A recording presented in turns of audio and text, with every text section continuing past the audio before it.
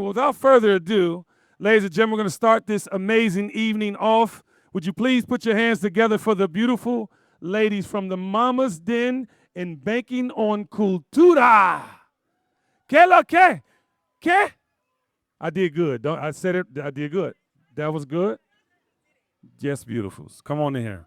Black and brown women will say the plan. Let me get that out your way. All right. Not in the water. Watch that. The ball is not a cement thingy. All right. Make some noise for the Mama's Den, y'all. In Banking on Cultura. Where the noise, though? Where the now? Thank you, thank you. Oh, hello. We're moving these in. Okay. Though we also have another. Hello, hello. Hello, everybody. All right. Hi. Hi. Thank you. Wena. You gotta get a wena in there. I just lost some melanin in here. I like it. Oh, Yes. Well, hello there. I want to make sure we can see whoever is going to tell us our time. I wish not- there were people in the pool. If not, we just gonna go. We just gonna talk to y'all. Okay, that's what we gonna do. All right, y'all. So I am Cody Elaine Oliver, 1/4 of the Mama's Den podcast. We are the place where sisterhood and motherhood meet with 11 children between the four of us. And we are so excited to collaborate today with Miss Victoria Jenn Rodriguez from Banking on Cultura. Tell us about it. I love how everyone is getting cultura together. Yeah, we rehearsed it. We practiced. Yes. Well, what's up, everybody? Victoria Jenn Rodriguez, Banking on Cultura. For those of you who don't know, cultura means culture. Yep. And exactly. And we exist because there isn't a hub for Latinos to really celebrate the vibrancy and complexity of their culture, entrepreneurship, y all the bonchinche in between. Bonchinche means gossip. So we educate and entertain around increasing your income streams and really owning your cultura, your DNA, where you come from. Love it. Mamas, will you introduce yourselves? Hi, I'm Melanie Fiona, and the DJ was running my songs a few minutes ago. Shout out to the DJ. Shout out to the Run It Up, and I am 1/4 of the Mama's Den. I am a mother to 2 beautiful children, 8 and 2. And I got no music coming out, so make sure you listen to it. Okay, thanks. Okay. I'm Felicia, also known as Fee, somebody's mama. I have 2 babies. I have a 10-year-old and a 5-year-old, and I am the co-parent of the crew. I'm Ashley Chia. I am a mother of 4 girls. I have a 15-year-old. Damn. Zion. That's rude. An 8-year-old, a 6-year-old, and a 3-year-old. While still looking 17 yourself. Correct. And do. Okay, y'all. Well, we are here December 5th? 6th. I don't know, child. We are here in December because in the words of Mariah Carey, it's time. Yes, we need more artists today. Cody prompted me for this. I know That it was means- going to be called that on means us. we are in holiday mode, y'all. We are in holiday mode, and we are thinking about tradition. I want to know from everyone, like, what are the traditions that you celebrated for the holidays growing up, and like, who was the leader of your house in that effort? Okay. Anybody. Okay, I'll go first. It's tradition. So, food is very much a big part of how we celebrate our culture, how we celebrate each other, our love and affection for one another. So, lots of family around the table. Yeah. Lots of family, lots of different personalities at the table, lots of food. Traditional foods are, of course, always on the table. But my favorite part about celebrating the holidays with my family is like being in the kitchen with like all the ladies and the matriarchs, and like they putting you on so you could take care of your boo. You know those recipes that nobody knows about, but when you like graduate to get the recipe, you feel good about it. So that's my favorite part, is like cooking in the kitchen with everyone and being a host. I love to host and I love to celebrate family. What's your sign? I'm a Taurus. Earth sign. Yes. Wait, I need to hear what's the recipe. Like, what's your? Oh, well, we got the recipe for a good pelmin, for arroz con gandules, for pasteles, empanadas, and of course the turkey and all that stuff. I like the way you say that. Yeah. Like, I like the little. We not So you gotta roll the tongue, you know what I mean? Yeah. But yeah, those are my favorite parts of the tradition, and want to make sure we keep moving forward with those. Yeah, I'll follow up with the family part. For me and my family, everything is about family. Like, if we're baking cookies, if we are decorating a tree, I am a woman of God, so it is very big that we are celebrating the birth of Jesus. Okay. And so birth of Jesus, y'all know. And so, but family time is like the most important, and that sometimes look like dancing, that looks like joking, that looks like people at the table. That looks like dominoes.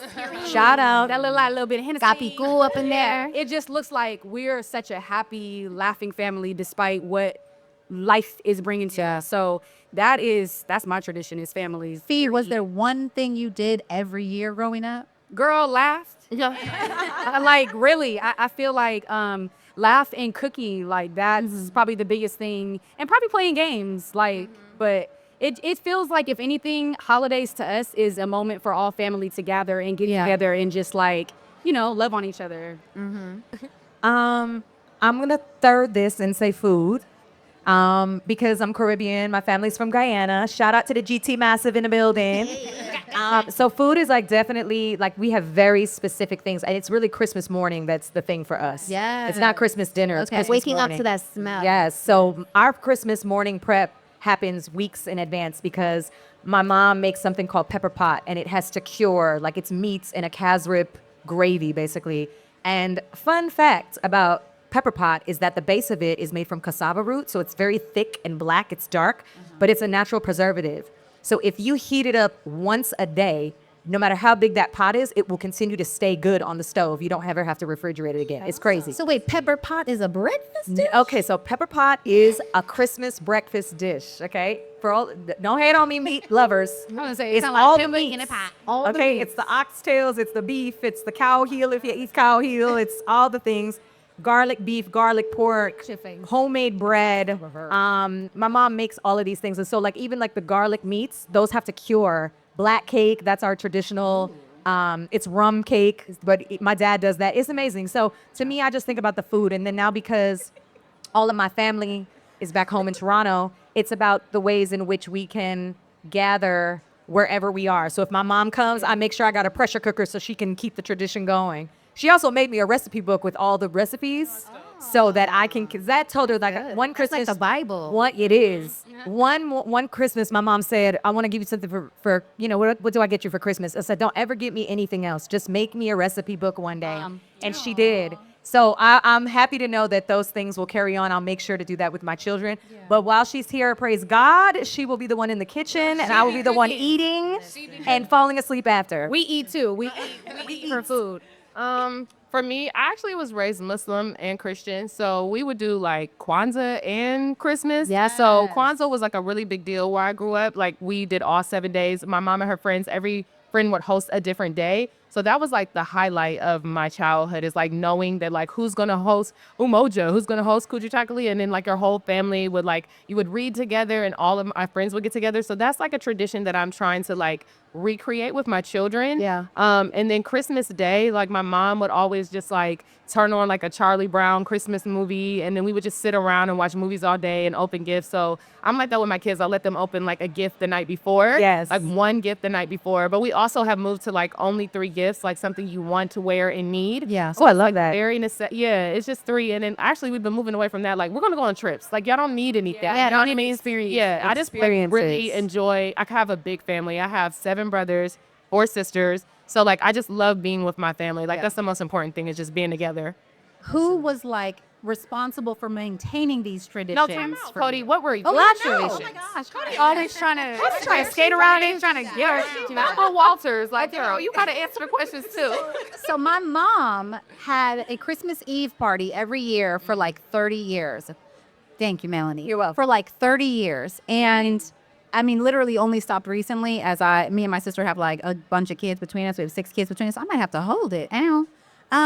And so the Christmas Eve party was definitely the thing that I look forward to every year. My best friend in the whole wide world is here, Kimberly. So every year, like family, friends, everybody would come over for my mom's Christmas Eve party. Doesn't matter where we were in the world, we coming home. And so that for me is one of the big Christmas traditions. The second was on Christmas morning, my sister and I would get up like crazy early. My parents were never up, and we would like try to look at the gifts but not open anything. Assess the shape. Right? Like, ooh, what kind of Barbie is this? And then, okay. And then, I don't know if this is working. There we go. And then on Christmas morning, we would go to my grandparents' house, and then to every like elder that my grandparents knew. We would do we would drop by everybody's house. Oh. And maybe we'd get a gift there, and sometimes we would just be like hugging and doing the awkward kiss thing. But that was the Christmas Day celebration. Aw. Yeah. That's Yeah. sweet. The awkward kiss thing. What's that? Well, you know where you like have to hug and kiss the elders. You know what I'm saying? Where you're not nowadays we don't make our kids do that, but you know we did that. We Do did you that. guys wait until midnight to open gifts? Like, so we celebrate Christmas Eve. Like, Christmas Eve is like when it's lit, and then at midnight is when we go crazy. That's My what kids we be do. bullying me and Kids to are like asleep. a week. I'm trying to put them kids right. I'm trying to put them kids to bed. Midnight. My kids. Good night. No, I used to buy my kids so many gifts that like I would let them open like one a day before Christmas, like so it would be like a week before. It was ridiculous. That's also what made me stop buying so many gifts because I'm like, if you could open 5 gifts 5 days before Christmas and still have gifts on Christmas, you have too much. That's too much. That's a too lot. much. Wait, you mentioned to me that your dad was the one that like kind of held Christmas together. Like, will you talk about that a little bit? Well, so I grew up with a single dad. So my dad's been raising me since I was like 5 years old. So, you know, he's really the reason why I celebrate my Latinidad, you know, why I celebrate Boricua. Shout out to any Boris that's in the building. And he's really the one who introduced me to all of these traditions. So for him, he had a lot of help. So he had a lot of help from the family, all the ladies, my tias, my cousins used to watch me as a little girl. And so they actually were the ones who were just like, you know what, just bring Vicky, we'll be good. We'll take care of her. So he was lucky to have the ladies in the family look out for him. But he was the one who was taking me to all the events. He was the one who was making sure that I spent time with family. So every summer I would be with my tias and tios in Puerto Rico. And so he really is the reason why I'm so ingrained in my culture, but also the reason why all the women in my life that come from that side of the family, I'm spoiled. I was daddy's little girl, and then, you know, he was a single dad. They felt bad for him. So they was like, of course, we'll take care Shout out to the of you, no dads. problem. And Shout out to the daddies. Yes. And the aunties. Yeah. Yes. So So now that we're all adults, right? So what of those traditions are important to you to keep and maintain for your families or for yourself and friends? And what are you like, nah, this is what we doing now? I think it's interesting because I feel like traditions are beautiful, but I'm also in this space of like just doing whatever feels good for my family. I think sometimes we feel beholden to traditions and it doesn't always necessarily like work for your family unit. So I'm more like, if we want to do that again, we'll do it. But if like the vibe is like, let's all just go on a trip, then that's what we're going to do. Do you know what I mean? Like I went from a lot of gifts to like 3 gifts to now I'm like, y'all don't need no gifts. Let's go somewhere. Like, let's go to Big Bear, you know? So I think my tradition is to just keep doing whatever I want every year, whatever feels good. When I'm in the mood. Yeah, as long as I'm with my kids, that's all I care about. I feel the same too. I feel like especially because now that I co-parent, the traditions that I had, which was waking up in the morning and the kids run downstairs, I have to share that with somebody now. Yeah. So now for myself, I don't mind sleeping in. I've also had to work with that, but as long as I'm with my kids, like as long as I'm with my kids in the morning time, I spend one-on-one time with my mom or my sister if they're in town. And then my kids, I get them at some point in the day, but as long as I'm with family, like I'm straight. I don't See, Annie curve. because of your faith and connection with God, do you go to church on like Christmas Eve or Christmas Day? Is that Girl, something- no. Church is everywhere. I love Church it. is in No, that's free. right. Because that's a big thing. Some people are like, we have to go to Christmas Eve mass or like whatever it is. Y'all know I'm a modern day Christian now. My Muslim mom would make Said us I'm gonna go have some to- eggnog. Spiked. No, I said my Muslim mom would make us go to Christmas Day mass. Yeah. Really? Yeah. I don't know what's wrong with her, but I it's feel fine. like that's gonna get in the way of presents in the morning. I don't think my kids would ever go. We did Christmas Eve like she did. We would open them on Christmas Eve. That was like a big deal. All of them? Most of them, Christmas Day was just for chilling. You They Puerto didn't Rican eat it. too, so That's what my mom is, yeah. yeah. That's a party, y'all. Yeah. Yeah, growing up Catholic, we would go to church a lot. But as I got older and started learning more about my faith and exploring spirituality, I was like, let me shake this a little bit. We're gonna put a nub in that, and really create, you know, our own energy in our own moments. So to your point, like with traditions, I think it's really important for us to do what feels good to us. And just because traditionally, you know, someone handled this or someone hosted that or this was the kind of the agenda for the day, you get to decide, you know, and that's the beautiful part, I think, of the time and space that we're in right now. We're like in this evolvement state where we get to decide how we want to show up in the world. And that boils down to our traditions. We get to create new ones. So This year, I actually Thanksgiving, I realized that I was the one that everybody was kind of following. I was just showing up, not realizing.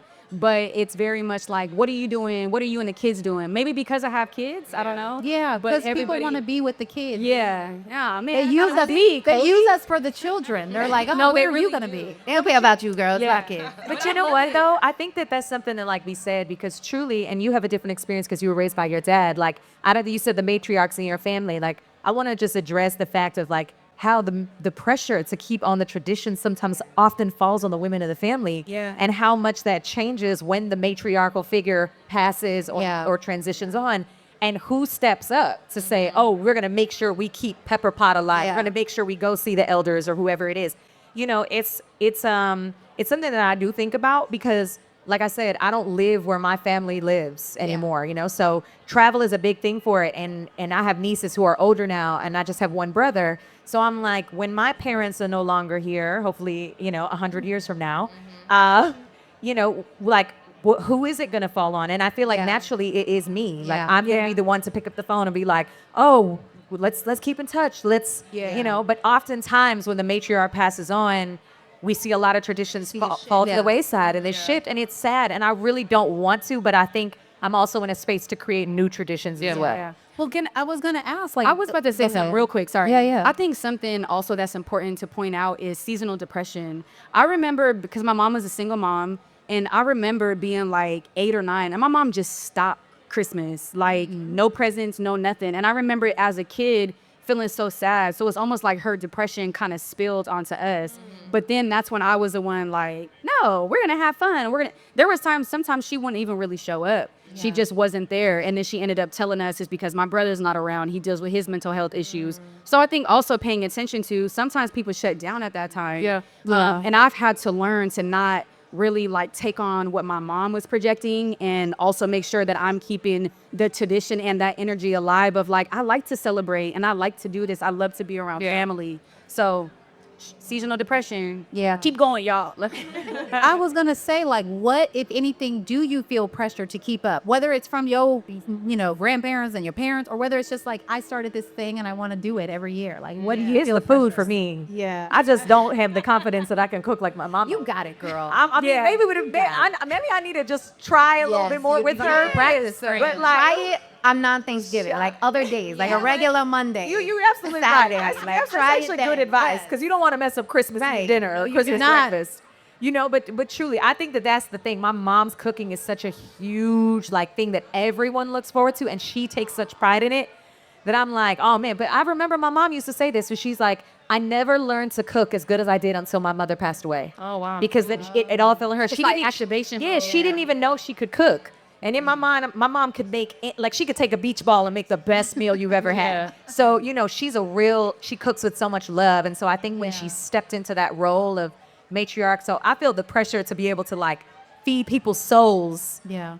based off of the footsteps of my mom. So that's the pressure I feel about the tradition. Yeah. You know what's interesting? I don't feel pressure. Maybe it's because I'm a Capricorn and I do what I want. But I don't feel. I'm not like a peer pressure. I never feel pressured to do anything that I don't want to do. So I don't feel that way. I feel like my mom did what she did, and I'm gonna do what I want to do. And my girls are gonna do what they want to do. I think the only maybe pressure that I feel is to make sure that my daughters maintain a healthy, loving relationship. Yeah. I think that's the most important thing for me. So I always just try to make sure that my kids are enjoying one another, and they're really being sisters to each other and really being friends to one another. Yeah. Because like you said, when you think about when I pass, I don't want one sister to feel responsible. I want them all to step up. I want them all to have each other's back. You know what I mean? Right. So that's the only thing. But as far as Mercury retrograde is really retrograding right now. Yeah. We have planes, trains, planes, trains, and automobiles. Her microbraid is Happening. But no, I just really focus on their relationship and then just joy. But I always just do whatever I want. I'm always going to be like that. I don't care what anybody else does. I feel the same. I think for me, the biggest, I wouldn't even say it's pressure. I just want my kids to be happy. Yeah. If that looks like a trip, if that looks like they want something specific for Christmas, as long as I see my kids smiling, I see my mom happy, my sister happy, my family happy, that's really what's most important. But my kids, that like joy. I don't want to kill that joy because I remember what it felt like when my mom was like, yeah, Christmas is out. We're not doing this no more. Yeah. So yeah, I think just making sure everybody's happy. Yeah. Yeah. I think any entrepreneurs in the building? Any entrepreneurs here? Yes? No? Maybe so? So I don't know if you guys felt this pressure, but I became an entrepreneur 7 years ago and I couldn't do Christmas. Like presents and all of that was a no-go. Like we weren't doing that. And I sent a message out to my family and was like, hey, I just started this journey. I'm an entrepreneur. All the money that I make is getting reinvested back into my business. So all those kids you got, yeah, they get just kisses and love and hugs from me. This cooking. Right, exactly. You're just getting all of that. And I think all of us, especially when we're on a journey financially, like we all feel that pressure around the holidays because we think like we have to buy stuff for our family. Yeah. Like that is, I think, a tradition across the board. Like it's just common. But there are other ways for you to showcase love without gifts. And so if you're on like a financial strain or a new entrepreneur, like don't be afraid to just be like, hey, this holiday love season, that. I'm bowing out and I'll see you next year. Yeah. Something that I've done with a lot of my friends or family or anything like that when it comes to gifts is like sometimes we feel the pressure to spend so much money. Yeah. And I encourage a lot of parents or aunties or uncles or whoever, if you want to make a difference in your children's, nieces, nephews' lives, like open up an investment account for them. You know what I mean? Like rather than spend $100 or $50 on a toy that they're gonna just disregard in a few months, give them $25 Or go buy some stock. Yeah, go put something in an account that can just continue to grow. And I feel like that's what I've tried to do with like my godchildren or like my friends' kids. It's just like, what's their account so I can, even if it's just $20, you know what I mean? Like, let it grow, let it work, let it do something because these kids, like, it's just overconsumption. And again, we get caught in the idea of gift giving and the pressure of like how to make someone feel loved. And it's like, make me feel loved. Give me money. Capitalism. Give me money and make Invest me in my gift. future. You know what I mean? Like, it's like invest in your children's, your family's future. I think too often too, especially with like black and brown communities, we're not educated enough on financial literacy. And how we can help build generational wealth together, you know? And so it's like for you, it's like, okay, you want to get me something? I'm on my journey. Invest in my business. Absolutely. You know, you don't buy me a gift. Don't buy me that bottle of wine. Don't buy me that perfume. Invest in my business, you know? So that's, I think, a way that we can also create new traditions of gift giving for our own communities. I know for me, when it comes to gifts, I really appreciate words of affirmation. I mean, invest and do all of those things, of course, but I think it's also important for us to really capitalize on the fact that, like, even if you don't have the money, you can make a cooked meal. You know, you can give words of affirmation. You can give business advice. You can give a cookbook. There's so many, there's so many things outside of. But I think because we live in America, that sometimes it's very focused on like you have to buy something materialistic. That's but true. I feel like that for me personally, that's like the bottom of the totem pole. Oh, absolutely. Yeah. And I think, and I'm looking at Ashley too, because I feel like we're also forgetting some of the little things that we do in the holiday season. Like we talked about Christmas Eve and Christmas. I remember Ashley telling me, I think it was like late November, right after Thanksgiving, because for Ashley, Christmas starts. Well, actually, July. after Halloween. Halloween.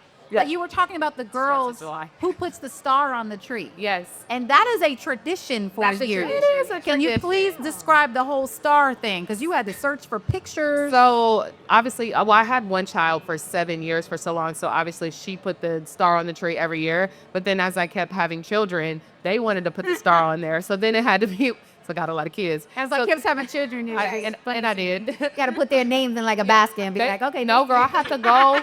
At first, I was doing it in order of birth, but then we have 2 Christmas trees. So then it was like they were taking turns. So I had to start going, like putting in like, because in November is when we put my Christmas tree up. I would have to put in like November 3rd, 2021, 2020, not 2009, to see like who did, to see whose turn it was. So now that I have 2 trees and 4 kids, so it's easy. Because now. Yeah. 2 trees. Oh, yeah, she has 2 trees. 2 trees, 4 kids, 1 man. Okay, so wait, is everyone's Christmas tree up? Because mine definitely is not. That thing is up and it's fake. As in Oh, it yes, is. and it's Yes. fake. Mine is Yeah, no, we don't protect and the I'm and I'm very sad like February. Yeah, no shame. Same.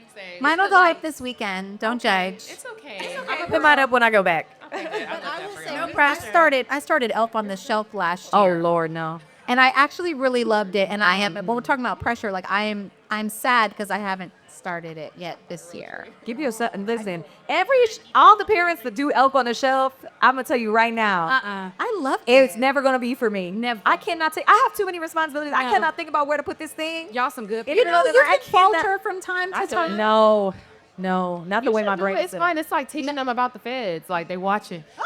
What? It's also lying to them. I mean, the whole holiday was is lying. The Elf on the Shelf. No, because most people adhere to the Elf on the Shelf. It's magic. He moves himself. Most people don't tell their kids that they move. It's giving delusion. Here's from my Kids house. know it's fake. They even were like, "Can we go to Target and go get our Elf that's outfit?" crazy. Like See, they know it's that would make mom my and life them Your moving. kids. I said the majority of people make sure My kids think kid's that gonna they be realize like, magic. Ma. Just to be clear, in my house, it's a she. Oh, I know that. We have a female elf. It's a shelf. The funny part is that it was a a shelf boy on a elf shelf? in the box, and they were like, "It's a sheep." And I was like, "Okay, cool." Okay, wait. So one more question for y'all. So 2024 been 2024 in. Yes. What is something that you are looking forward to this holiday season? What is something that must happen for you now? Oh, I just For wanna you or your rest. family, whatever. I just want to rest. I don't want to go nowhere. I don't want to do anything. Yeah. I just want to rest and like not have to get up and go. Like my girls are in Debbie Allen's dance company. Like they're doing the Nutcracker right now. It's been crazy. Like since September, they've had rehearsal like every weekend, all day. I just want to have zero responsibilities and just like go with the vibes. Yeah. Yeah. Vibes. Just want to go with the vibes. I just want to laugh. Yeah. I just want to laugh and be with family and be merry. Like, but that's in Merry, like merry, holiday, like Merry Christmas. No, I'm focused on the Lord. No, but I just want to be happy and I want to be at peace and I want to have joy and I want to just continue to work on myself, continue to honor myself. And I mean, I don't know if that's a lot for Christmas, but it is what it is. that's all right. That's in a couple weeks. No, I just want to sleep. I just want to sleep. You know, my husband and myself, we've been in a really busy professional season, so Yeah, we're y'all have. constantly traveling. I mean, dropping albums. we dropping music and doing NFL fields. They going. So I just would really love for us to be. I want for his phone to be away because he's always working. I'm always traveling. So I would love for us to just really have uninterrupted time with our kids. Yeah. Sleeping in, no school, no basketball practice, nothing. I just want to sleep. Yeah. I just want to sleep in my bed for a solid week. Yeah. I'm going to come over and watch a movie in the backyard. Come on, hit the fireplace. Your kids can come outside with me. Perfect. Yeah, I kind of want the same. I just want to chill. And I feel like I kind of captured that over Thanksgiving week. Yeah. You know, so I look forward to 2 weeks of that. Yeah. And my children have actually been letting me sleep in. And as a result, they're bonding. But that could be opposite. That's what you're supposed to do. So they can tear up the house. They doing all types of shenanigans while I'm sleeping. She has 3 boys. Oh, they was moving furniture. with Three their whole boys. Absolutely. What about you, Victoria? I think for me, I want 2 things. So I want a Buddha kiss under the mistletoe. Now, but wait, by Christmas, I'm putting that out there into the world. So God, pay attention now. Girl, you got a couple weeks. Yeah, I know, right? Things have happened. And then the second thing, there's beef in my family right now. This is the And Beef one like of the matriarchs got beef with another matriarch. no. And we felt it on Thanksgiving. So I'm really hoping and praying that Christmas is a time where we're able to heal Yes. and we're able to reintroduce, revitalize the love that is still there. Yeah. That's why there's pain, right? Because there's love there. Yeah. And if God wants to use me as a vessel to do that, I am ready. But that is definitely something I really want to make happen this holiday. Yeah, season. you got it. You got it. That's beautiful. I hope it does. Yeah. Absolutely. We got you. Oh, well, thanks. I'll take all the prayers. Send it all of you. Yes, I'll take I'll all come of over and facilitate conversation. That's one of my favorite things to do. I love conflict resolution. She showed us. They'll be like, who is this 12-year-old here trying to tell us what to do? And be like, girl, you don't know her. She got like 18 kids. She is way ahead of her time. Like, go play. Well, that has been the Mama's Den and Banking on Cultura. However, let's also share our IGs. Oh, yes, let's do that. So, Banking on Cultura on Instagram, but also at I am Victoria Jenn. You can catch me there. We're on the YouTubes. We're on all the audio streams, all the things. So, definitely check us out if you're interested in entrepreneurship, if you're interested in celebrating your culture and just getting more comfortable in your own skin. And some bonchinches, some tea, some gossip. Definitely check us out. And I'm Cody Co on Instagram, and we are at the Mama's Den podcast. Thank you, Melanie. Thank you. Gang, gang. You can find me See on you the later. Mama's Den page, and then you can also find me at Melanie Fiona. You can find me also on the Mama's Den page. And you can also find me at Felicia Latour. You can find me at home. No, I'm kidding. You can find me on. She's not She's not You kidding. can find me on my not 4 kidding. kids. And Watermelon Egg Rolls is my Instagram name. Isn't that so cute? Watermelon egg rolls. Speaking of Is that a thing? It is. My husband is Asian. Obviously, I'm not. So it's like a little play on stereotypes. Yeah. It's very cute. Is it tasty? They don't exist at all. Oh, they don't. She doesn't even like watermelon. He's a look into the fix of Black and Asian culture. I hate watermelon. It's kind of like a little tongue-in-cheek to stereotypes. Yeah. Yeah. Very cool. Interesting. All right. Well, thank y'all. Yes, thank you, for everybody. applauding ourselves. Thank you. Come on, give us something. Yes. Come on, Miami. Show some love. Hey. That open bar got him in a chokehold. Exactly. Got him in a chokehold. Exactly. Hey guys, if you enjoyed this video, I'm pretty sure you're gonna love the next one. So make sure to click right here and tap in to the next episode.